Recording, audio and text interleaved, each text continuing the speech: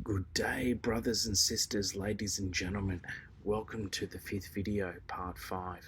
I wanted to say a big thank you to Brother Walter and Sister Lisa for pointing out the errors in my last video regarding where the source of the information had come from. So I'd like to fix that mistake and acknowledge Brother Cedric Yates.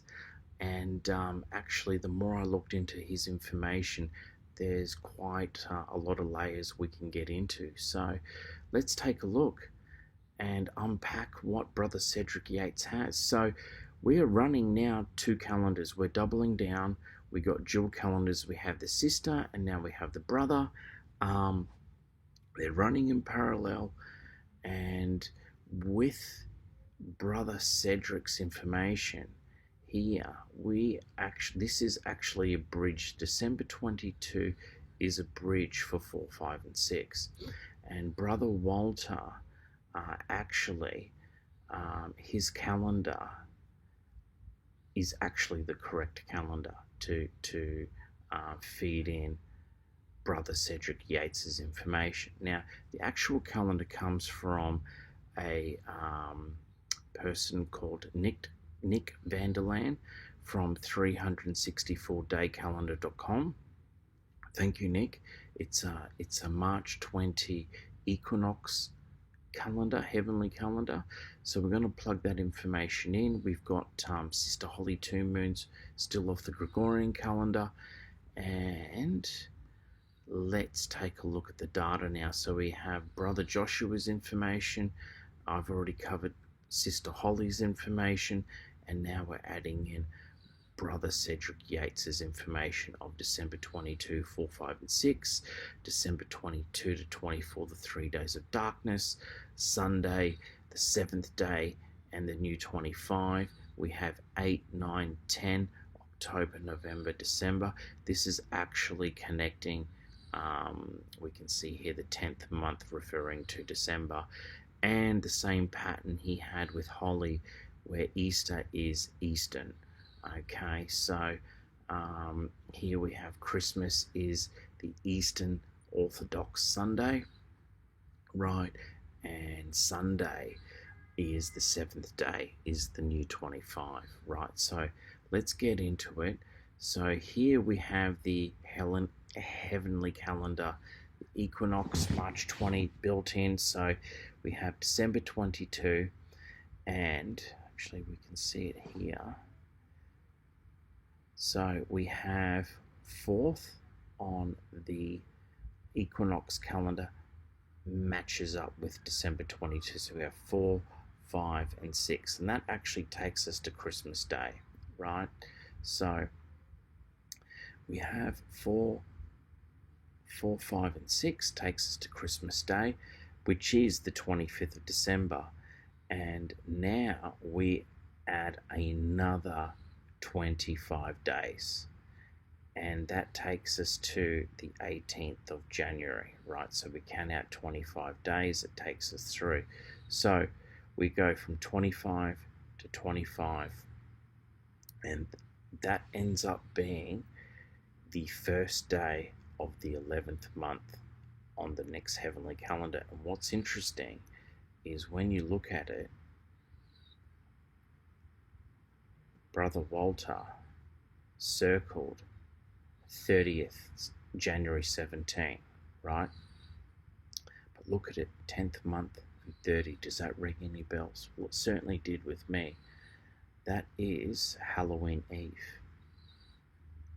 And what else happened on Halloween Eve? Well, these are the last 2 months of tribulation, right? So we got the 15th of September 2032, and then we have Daniel's end of the 2595 day count, and that also ends on October 10, the 10th month of the Gregorian calendar, October, on the 30th day, Halloween Eve. Again, very interesting that we have a duality moment there, right, between different calendars. I found that very fascinating. So Another thing is the Antichrist will be revealed on the 18th of January because it is the number 666. 3 sixes is 18. We have to go. We have to go by the time gate 25 is open, and January 18 is the first day of the new month. It is on the heavenly calendar. It is 111. So we see here 11th month and the first day, which is a Sunday, as said by Brother Cedric. Brother Cedric is the first person to actually give us day of the week, and it's very important because that is an anchor point that we need and that we haven't had until this point in time right now. And you can see how I can get a little bit confused between Sister Holly and Brother Cedric, because you can see some parallels with their information, right? With the 456, and then you've got the 321, and he's got the 3 days of darkness. Also Easter. There's a lot of parallels in their message, but they are for 2 different calendars. Holly's was for the Gregorian, and Brother Cedric's information was for the March 20 equinox heavenly calendar, right? And so now when you plug in that information, everything also comes to the same point. So some other interesting things, we have Stephen Burns. There's a planetary alignment coming up, and as you know, there is just a lot of solar activity just bombarding Earth. And when you think it's over, there's another wave that's happening. We've got a lot of earthquakes going on. Also, I updated the day count. Again, we have some very interesting information. So from Brother Joshua's first video, which we got this piece of information from We Fly Soon 2025. I've changed the calendar. I think it's appropriate. We Fly Soon 2025. Thank you for this piece of information, where I originally had it the 10th of August, which is true, but there was a short there on the 9th of August. And from that day count until the 18th, it is 164 days. And when we also take in the Feast of Trumpets, which is, we've taken the day count from the 23rd, we have 119 days. And when you deduct the Feast of Trumpets from Brother Joshua, you have 45. And when you do 45 times 45, you have 2025. I found that very interesting. Also, something interesting, I have a cousin who's come from overseas for Christmas, and I bought him a SIM card. And this SIM card really, I just saw the last number, 1948, and I didn't think much about anything else. And then I saw the 255s, and I looked it up, and the spiritual meaning of quadruple 5 centers on major transformation, freedom, and embracing change. And then I started to actually break down the phone number, and we actually got 6, and then 1 plus 4 plus 1 is 6. We have another 6, and then 3 minus 9 is 6, and we have 4 6s. And the Strong's on that, Strong's H 6666, Hebrew word, translates to righteousness, justice, virtuous acts, highlighting divine standards and not evil, right? And we have 1948, which we know is the birth of Israel. And now we're in the 77th year. Sorry, well, depending on how you look at it, we've still got till May to get to before we click on the 78th year. So let's look at Brother Cedric Yates's information. Now you'll see here, well, why, Jordan, if you only got one winter solstice, because on this particular calendar, it's only listed as 1 day, but on Brother Joshua's, it's actually slipped over by 2. And that's worked for both Holly and Brother Cedric, because for Holly's information it was a little bit different, and we started back here, it wouldn't have worked, right? So Brother Cedric's, his 4, 5, and 6 takes you to Christmas, and then we have another 25-day count, and that takes us to Sunday, and they call that the 7th day. And you can add the 2 and the 5, and you can call that the 7th day, right? So here we do have more information. Because of the 325 signals, we get our 777 plus the 7th day is a quad 7.